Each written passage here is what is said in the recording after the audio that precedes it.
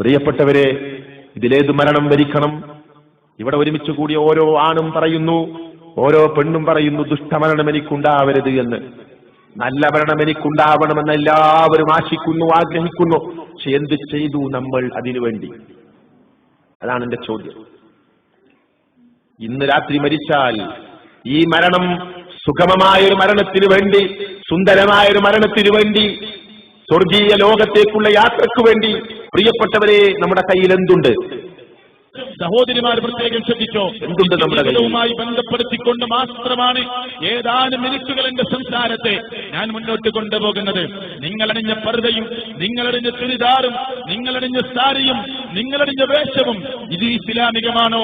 ഒരു പുനഃപരിശോധന നടത്തേണ്ടതുണ്ട്. ഞാൻ എന്റെ വീട് വിട്ടിറങ്ങി നിർബന്ധമായ ഒരു യാത്രക്കൊരുങ്ങി പുറപ്പെടുമ്പോ ആരാണ് ആ മരണത്തിന് പിന്നിൽ? ആരാണ് ആ ഡേറ്റ് നിശ്ചയിച്ചത്? ആരാണ് ആ സമയം നിശ്ചയിച്ചത്? ആരാണ് ആ ദിവസം നിശ്ചയിച്ചത്? ആരാണ് ആ മാസം നിശ്ചയിച്ചത്? ഈ ലോകത്തിന്റെ നാഥനാണോ? ആ നാഥനിലേക്ക് മടങ്ങണമെന്നതാണ് ഇസ്ലാമിന് പറയാനുള്ളത്. കാരണം മരണം അടുത്ത ജീവിതത്തിലേക്ക് തുറക്കുന്ന വലിയൊരു കവാടമാണ്. ഇനി മരണമില്ലാത്ത, ഇനി ഒരിക്കലും തകർച്ചയില്ലാത്ത എന്ന് പറഞ്ഞാൽ സത്യവിശ്വാസികൾക്ക് നാശമില്ലാത്ത, ദുഷ്ടന്മാർക്ക് നാശം മാത്രം സമ്മാനിക്കുന്ന ജീവിതമോ മരണമോ എന്ന് പറയാനാവാത്ത അനന്തമായ അനശ്വരമായ നരകാഗ്നിയിലേക്ക്, അതല്ലെങ്കിൽ അനന്തമായ അനശ്വരമായ സ്വർഗീയ പൂങ്കാവനങ്ങളിലേക്ക് കൊണ്ടുപോകുന്ന ഒരു വാതായനമാണ്, ഒരു കവാടമാണ് മരണമെന്നത്.